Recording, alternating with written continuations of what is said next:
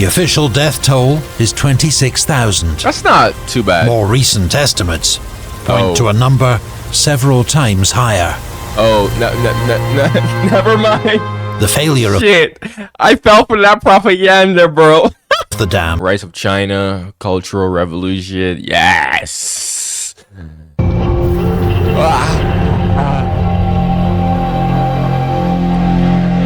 Cultural Revolution.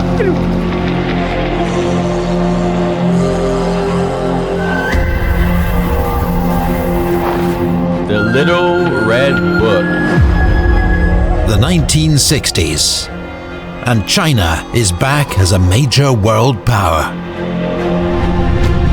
A nuclear-armed communist state, charting its own course, with access to vast reserves of human and economic potential. And yet, recent years have seen disastrous mistakes by China's leaders, with horrifying consequences for its people. The blunders of the Great Leap Forward mean Communist Party chairman Mao Zedong has taken a back seat in running the country. But his presence still looms large. And he is already planning his return to frontline politics. A new book helps to prepare the way. Quotations from Chairman Mao, published in 1964. The famous Little Red Book. It contains 427 sayings that encapsulate the essence of Mao Zedong thought, and is small enough to be carried and studied by every woman and man in China. More than 1 billion copies are printed in the next decade, second only to the Bible. Then in That's mad!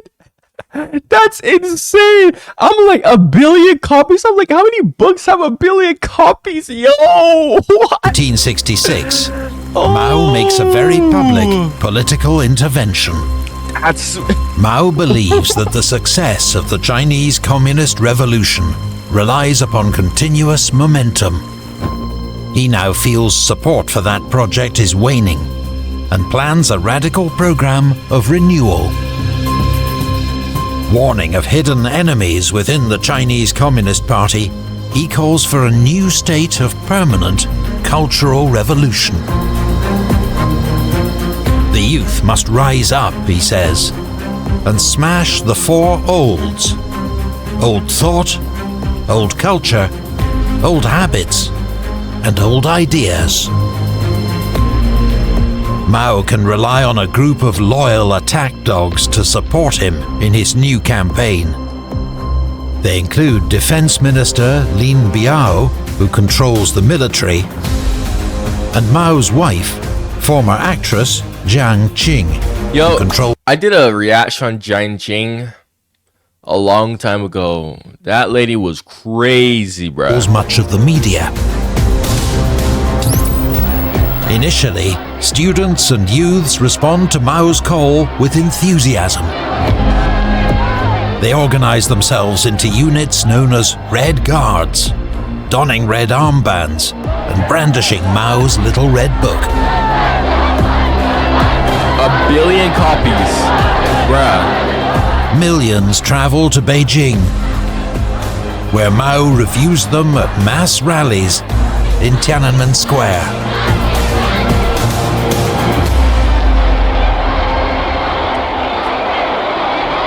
The Red Guards will be Mao's enforcers.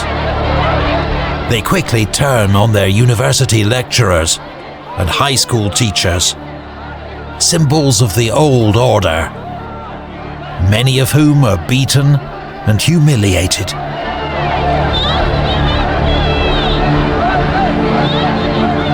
Jiang Qing encourages the violence at a student rally. If good people beat bad people, it serves them right. If bad people beat good people, the good people win glory.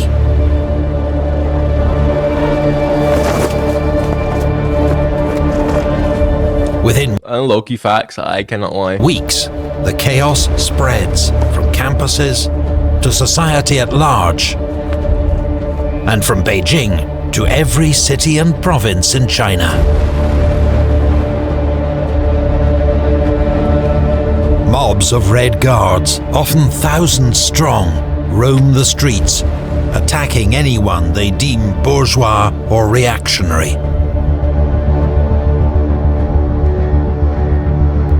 Millions of ordinary people are targeted on trumped-up charges, or simply for being literate or interested in traditional Chinese culture. No one is safe. And that's the thing with communism, right? Communism, the whole idea of communism that you have to literally abandon like all your traditional cultures and all that. That's kind of to me. Honestly, that's really just like, yeah, I don't like that. I don't really like, why should you abandon all your traditional culture for, like what? Bruh, the Soviet Union tried the same thing too, where they tried to erase every single ethnic identity that was in the old Russian Empire, even Russian identity too. They tried to erase that and replace that with a Soviet identity, which is kind of just like, that's kind of like, nah, bruh, nah.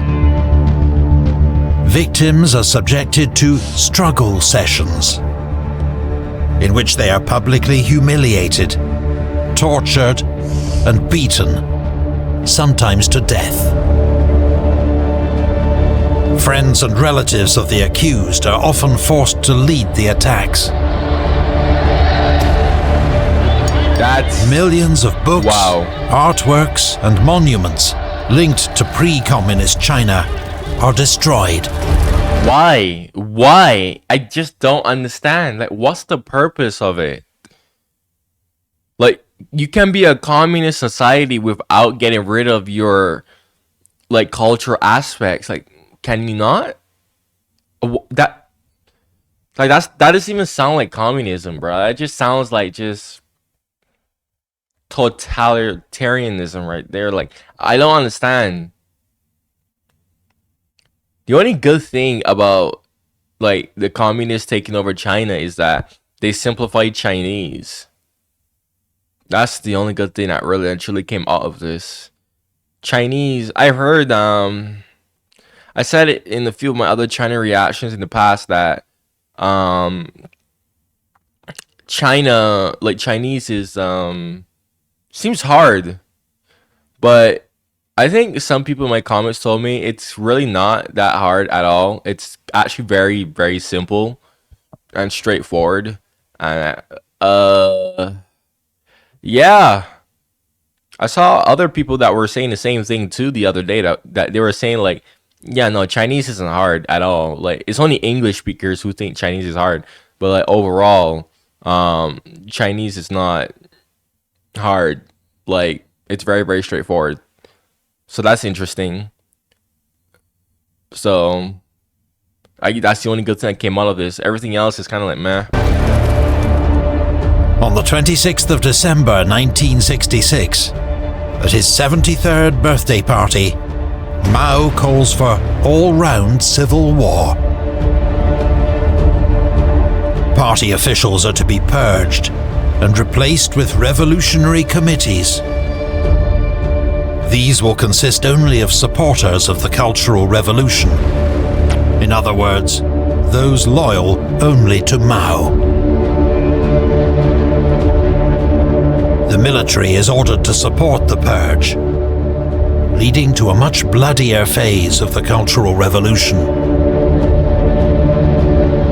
In 1967 alone, an estimated 250,000 people are killed, and 750,000 left permanently disabled.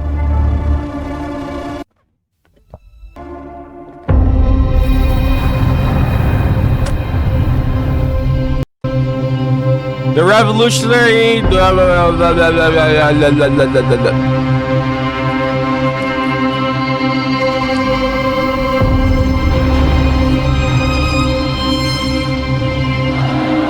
1968, Mao launches a new campaign to cleanse the class ranks, spreading further terror.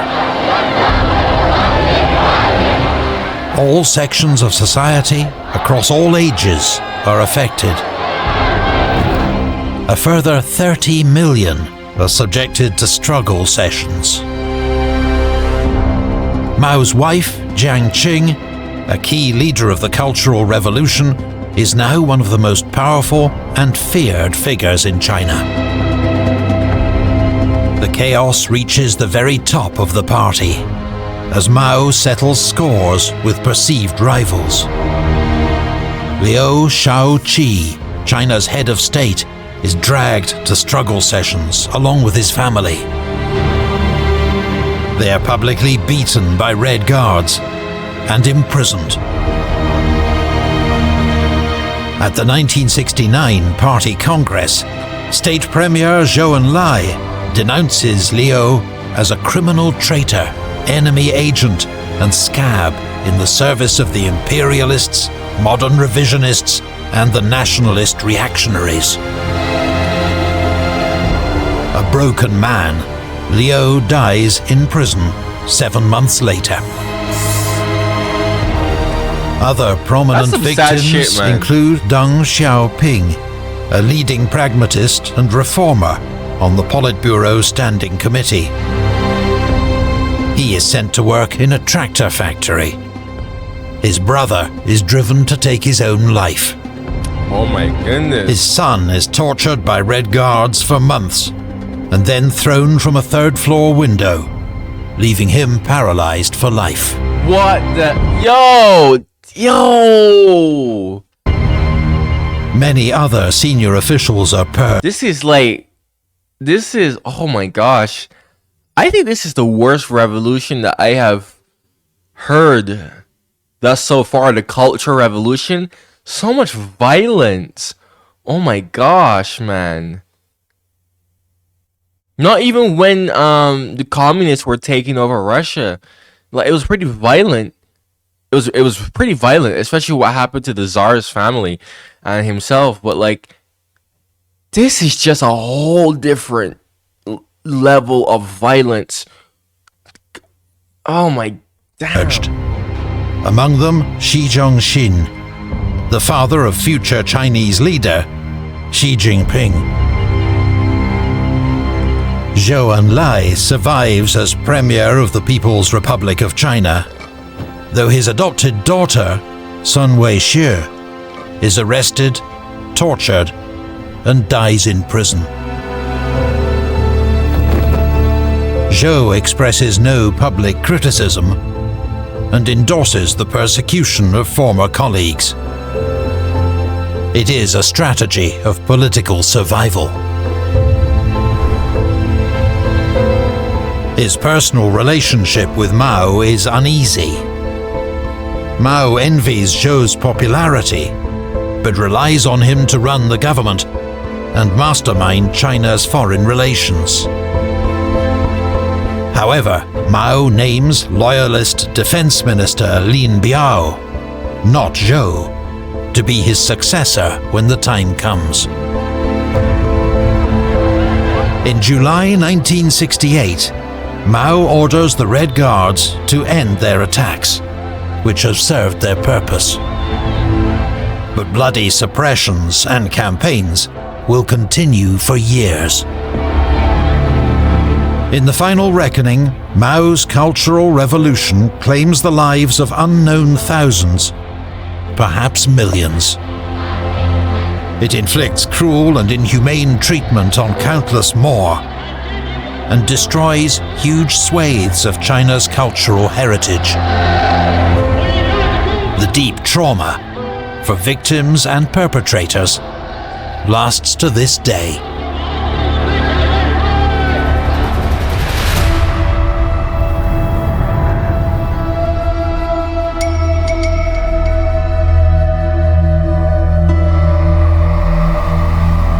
That was some crazy stuff that I honestly just heard. All that. Bruh. People, oh my god. People just disgust me, man. Like, oh my god.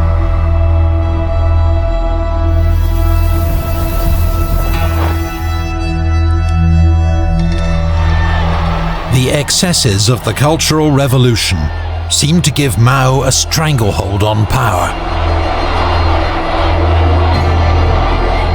But there are now few within the leadership he trusts, and few who trust him.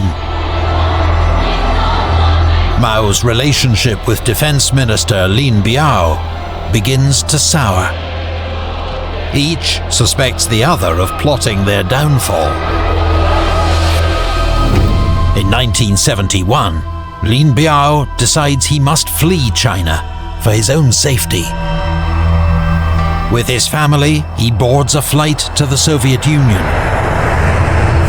only for the plane to crash in Mongolia, killing all on board. That was sabotage. Lin's former allies within the People's Liberation Army are soon purged. Hey, man.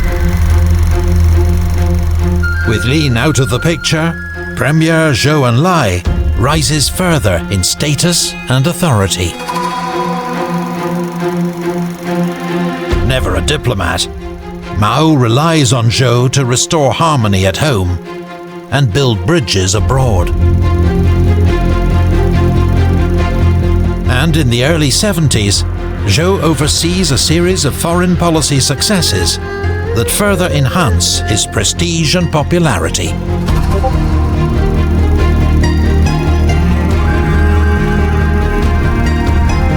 Since 1945, China's seat at the UN has been held by Taiwan, formerly the Republic of China. This is the state created by Chiang Kai-shek's nationalist government when it fled at the end of the Civil War. Well, I wouldn't say the state created. It's more like the rump state. Yeah. Rump state is a better term for that. Like, it's still the actual Republic of China. It is, but like just the remnants of it.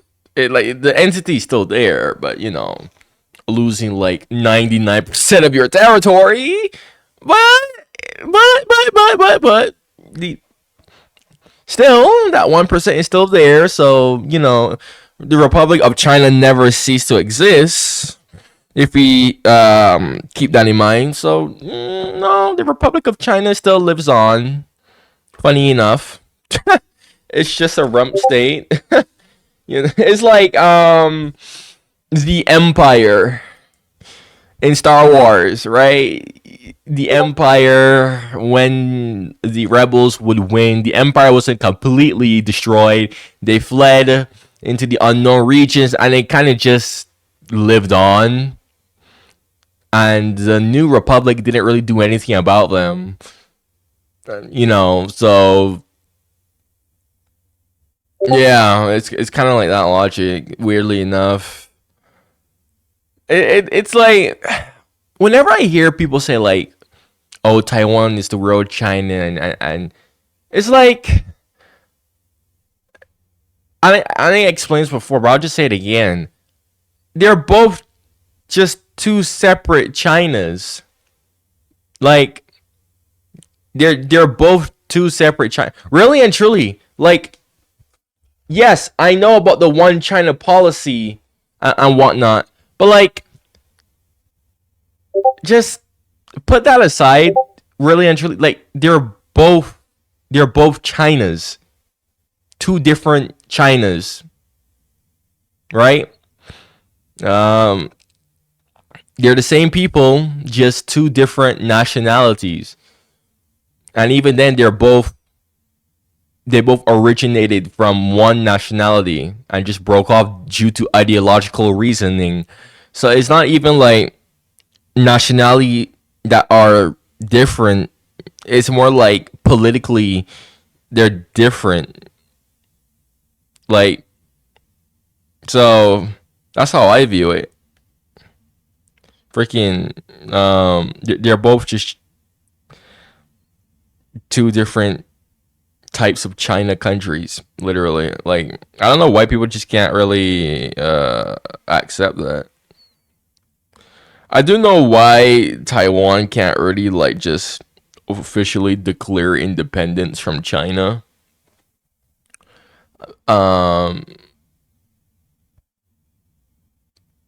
Really and truly, that would be a big problem for communist China. Such a weird whole dynamic relationship there. But anyways. But in 1971, after years of diplomatic maneuvering, the UN votes to recognize the People's Republic of China, Communist China, as the country's sole legitimate representative, and transfers to it Taiwan's seat as one of the UN Security Council's 5 permanent members. Since the 60s, China's relations with the Soviet Union have been frosty.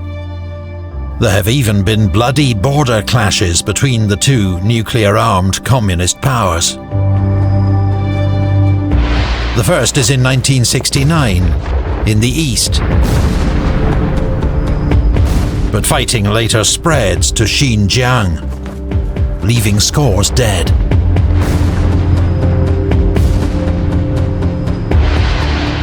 Zhou now seeks to thaw relations with the world's other superpower, the USA. Rapprochement begins in 1971, when the US ping pong team is invited to tour China. It's the first official visit by an American delegation since 1949. The US players are personally welcomed by Premier Zhou, who tactfully instructs the dominant Chinese team not to win every game. We have got to the point. The tour is considered a diplomatic triumph. In Zhou's words, opening the door for friendly exchange between the two nations.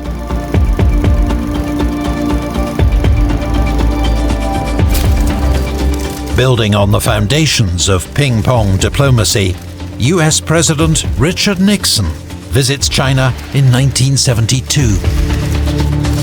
Nixon is a zealous anti-communist, but both sides see better relations as a means to gain leverage over the Soviet Union. As a result, a US trade embargo, in place since the communists came to power in 1949, is lifted. In 1973, Zhou's long-term ally, Deng Xiaoping, is allowed to return to Beijing from internal exile in Jiangxi province. Mao agrees to rehabilitate him. By 1974, Deng is once more vice premier, working closely with Zhou on foreign policy and day-to-day government. Surprised he didn't talk about any of the wars of India. Dogged by ill health and increasing paranoia, Mao's hold over the party begins to wane. But he will outlast one old rival. a giant portrait of Chiang Kai-shek had once overlooked Tiananmen Square, just as Mao's does now. Since his defeat in the Civil War, the former nationalist leader of China has headed an authoritarian government in Taiwan. He has overseen stunning economic growth, but failed in his ultimate goal, to reconquer the Chinese mainland. Yo, that's so sad, bruh. That's so sad, bruh. That is so sad. Wait, this thing right here. In stunning economic growth. This, bruh. That's so sad. That is so freaking sad, bro. How the mighty have fallen. Is that still there in Taiwan? Like, is that still there? Bruh. You had all of this, and now you just have this island. Bruh, that's... Oh my gosh. Chiang dies in Taipei in April 1975, aged 87. I mean, he was old as hell. The rivalry between the two leaders passes to a new generation, but remains as fierce as ever.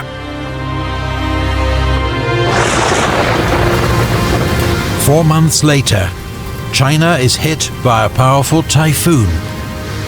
Heavy rain in Hunan province causes dozens of dams to collapse. Wait.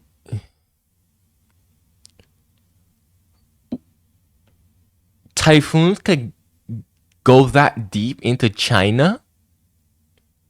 Really? I had to take a second to process that. Typhoons can go that deep? Guys, usually when like hurricanes hit land, like they usually disintegrate like fairly quickly. But like typhoons? I didn't know typhoons could go that deep. This is so deep. Inland. Shit. Typhoons and hurricanes are the same thing. But like just I don't know, just different parts of the world, they call them different names, even though it's the same system, weirdly enough. But anyways, it's like, what? The resulting floods destroy millions of homes, but the authorities suppress reporting of the disaster. The official death toll is 26,000. That's not too bad. More recent estimates point to a number several times higher. Oh, no, never mind. The failure of Shit, I fell for that propaganda, bro. the dams, built at the height of Mao's Great Leap Forward, is a tragic reminder of past mistakes. Just as China's future path is suddenly thrown into doubt. You can choose.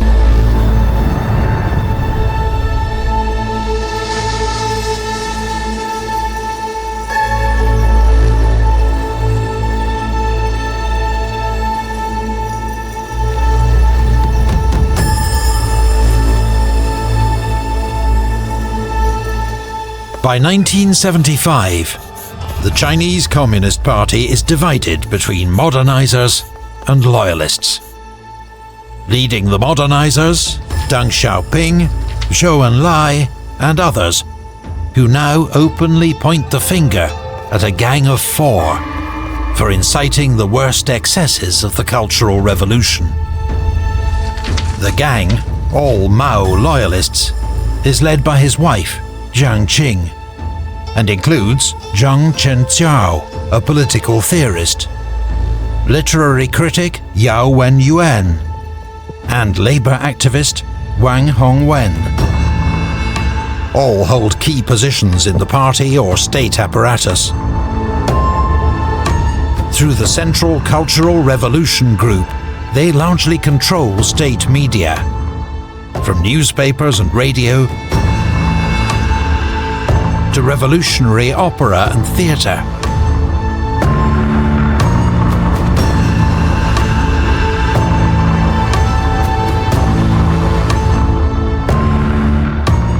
the Gang of Four fight back against the modernizers, turning their propaganda machine against Deng and Zhou, who are labelled counter-revolutionary rightists. Anxious to protect his legacy, Mao seems to be siding with the Gang of Four. Then, in January 1976, Zhou Enlai dies from cancer.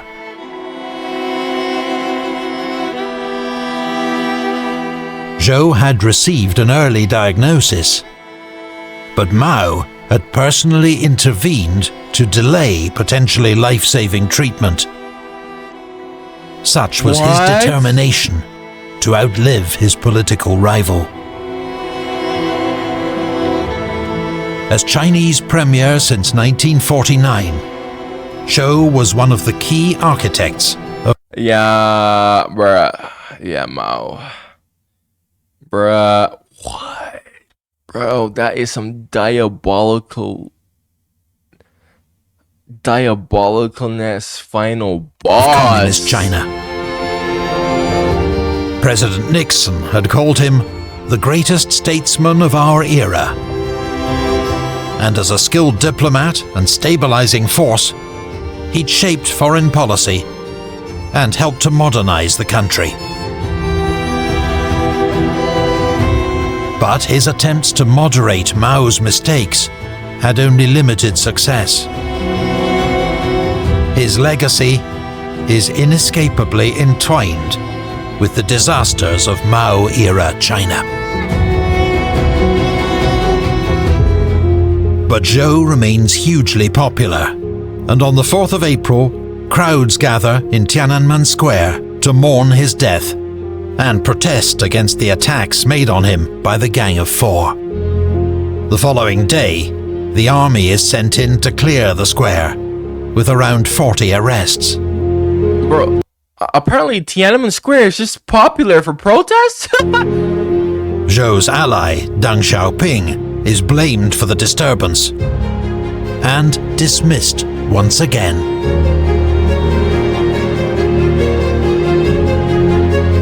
Amidst rising tensions at the top of the party, Mao Zedong, plagued by heart and lung problems for years, dies aged 82. Oh, Chiang Kai-shek lived until 87 though.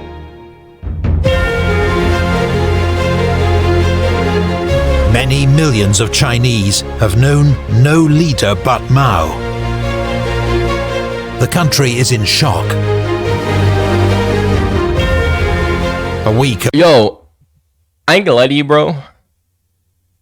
Yo, like that is relatable. That is relatable. Why is that relatable?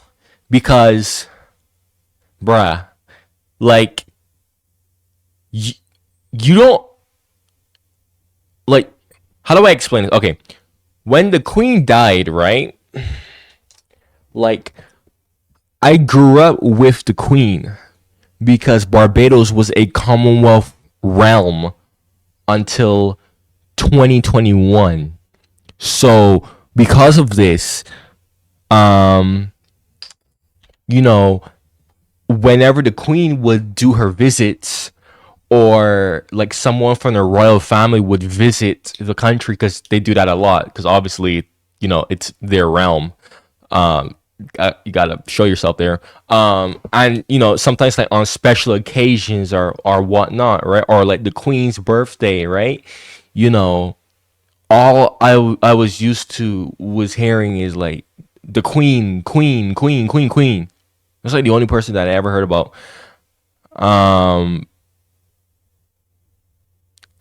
And then, you know, just like even when Barbados had abolished a monarchy, it was only like a year afterward. I think a year after Barbados abolished it. Even then, they didn't even consult the people. A year later, she died after Barbados abolished a monarchy. And then I was like, yo, I'll never forget that, bro. Like, I was in class, right? Because I was in high school at this point. And I heard someone talking about the queen. And I was like, the Queen? I'm like, why are these people talking about the Queen? These are Americans. I'm like, that's weird. And then someone just like freaking just yelled out, guys, the Queen is dead. And then, like, I'm not even kidding. Like, I just paused. Like, I just paused for a second. Bruh. Like, because, like, my whole world just like, froze.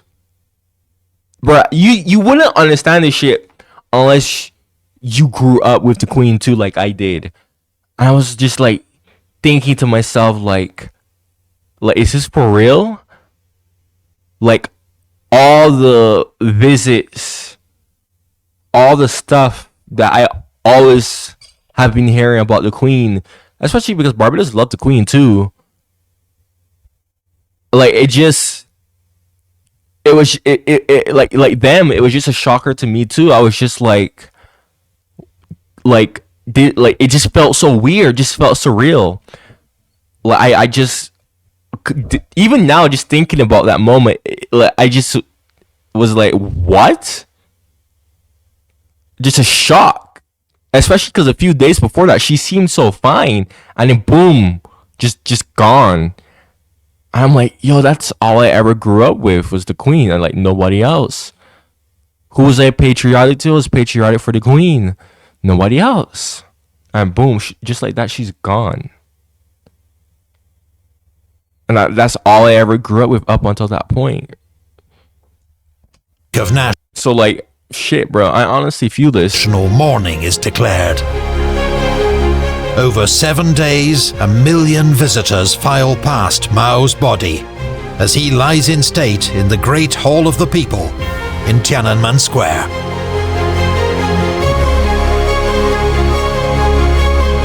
The people are urged to turn grief into strength, carry forward Chairman Mao's legacy, and see the proletarian revolutionary cause through to the end.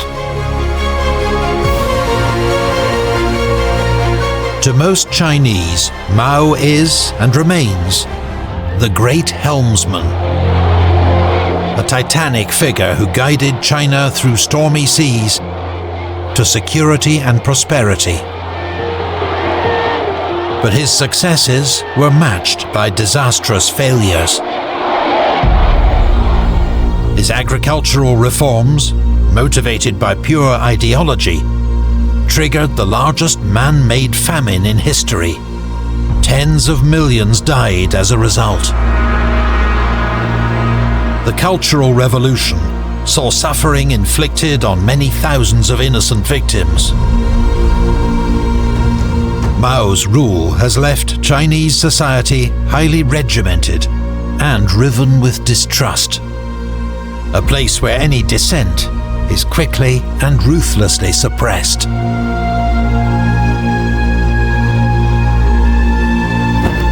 I have been getting a bunch of questions. Words of veteran communist Chen Yun. Had Mao died in 1956, his achievements would have been immortal. Had he died in 1966, he would still have been a great man, but flawed. But he died in 1976. Alas, what can one say?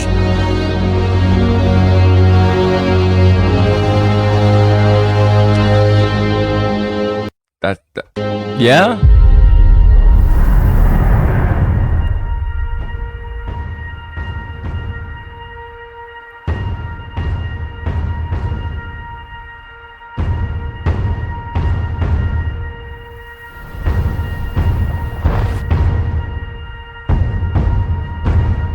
The Chinese Communist Party is now deeply split between those loyal to Mao and his legacy and those who oppose the brutality of the Cultural Revolution.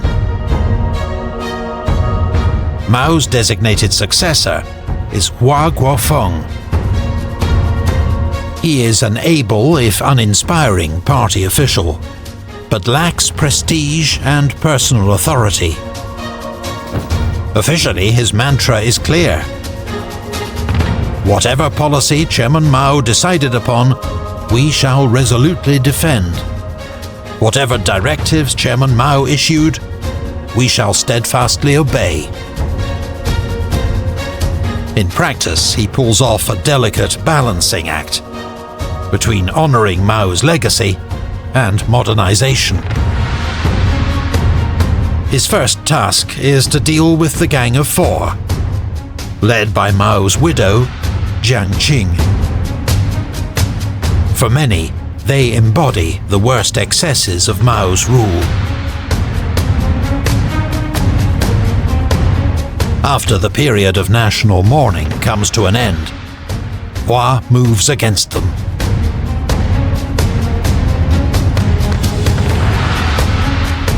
On the 6th of October 1976, the Gang of Four are arrested. They are accused of orchestrating the chaos and violence of the Cultural Revolution. In a televised trial, Jiang Qing defends herself passionately. But all four are found guilty of counter-revolutionary activities. Jiang Qing and Zheng Chenxiao are sentenced to death. Their sentences are later commuted to life imprisonment. In 1991, Jiang takes her own life in prison, a Mao loyalist to the end. With blame for past mistakes pinned on the Gang of Four, Mao's status as the great helmsman can remain unquestioned and inviolable. Scapegoats, final boss. But it is clear that in Communist China, a new era is beginning.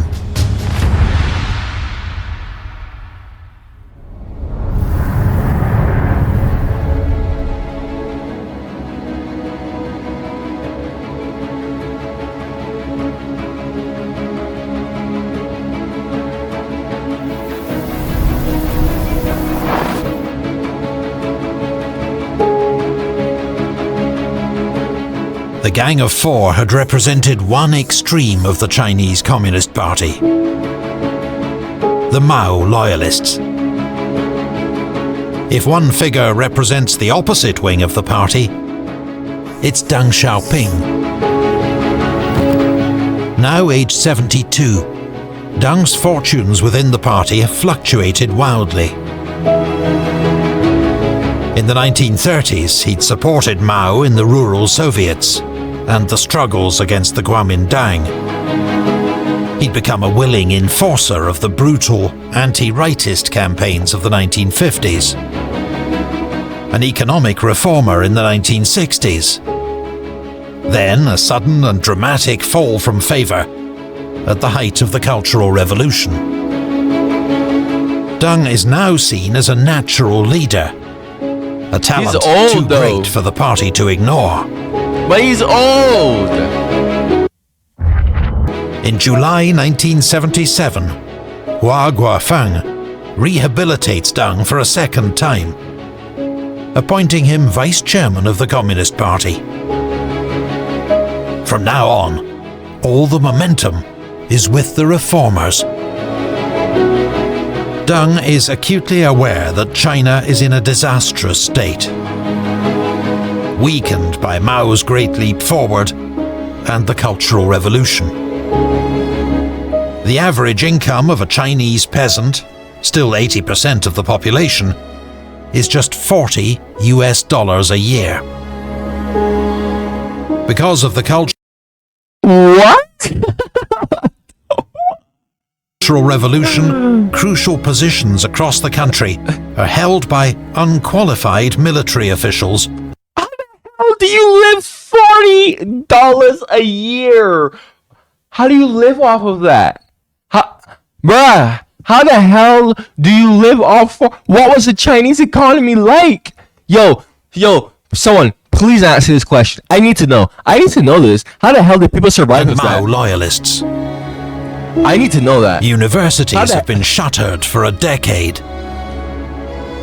thousands of educated people and party officials have been exiled to the countryside to perform menial labor. Infrastructure and industry are in a state of neglect and disrepair. Deng believes the solution must be radical reform. He will deviate from decades of Maoist ideology and advocate openness to new ideas and technologies, wherever they come from. Students and officials are encouraged to spend time abroad. The goal will be the 4 modernizations introduced by Zhou Enlai in agriculture, industry, science, and defense. Deng steadily increases his power and support within the party. By late 1978, he is officially the 3rd most senior member of the Politburo. But in reality, Deng is calling the shots. Deng Xiaoping is finally free to enact the reforms he believes China desperately needs. The consequence will be a transformation unprecedented in history. And he did all that at his old age. That's some that's impressive. That's some impressive. If you love history, That's crazy. I do want to hear how China pulled off these reforms and was able to develop immensely. I am very much looking forward to that. If you are looking forward to see my reaction to that as well, make sure you subscribe for more. You go check out my other China reactions on my channel. If you're an active member, you want to see like when is your video suggestion going to be done? Check out my channel membership. If you have any more China reactions that you would love to see my reaction on, you could always suggest it to me in the comments below. Eventually I'll get to it. Yeah guys, check out my channel membership on my channel page. You click the join button, you'll see the video where all the perks that you get as a channel member are there. That was a very banger video again, 10 out of 10. So, thank you for watching and goodbye.